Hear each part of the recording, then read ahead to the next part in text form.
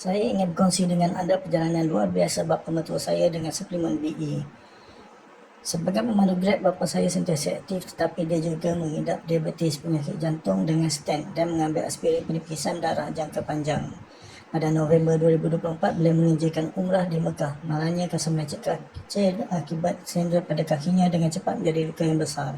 Seperti yang anda tahu, diabetes menyebabkan penyembuhan perlahan dan menimbulkan komplikasi. Tahap glukosanya secara konsisten tinggi 10 hingga 12 dan lebih teruk, dia jarang memakan ubatnya.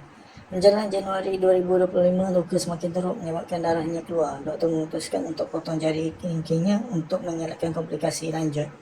Di sinilah cerita mula berubah dengan luar biasa. Suami saya menggalakkan bapanya guna suplemen BE. Pada awalnya dia menolak, tetapi selepas pembedahan dia mula guna dan hasilnya sangat mengagumkan. Prosesnya mengambil masa 1 bulan dan menjelang minggu ketiga selepas pembedahan pada bulan Januari, dia kembali memandu. Tahap glukosanya tambah baik dan lukanya tertutup dengan baik tanpa memerlukan pembedahan lanjut. Pendek cerita, 3 bulan kemudian, alhamdulillah luka kakinya telah tertutup sepenuhnya.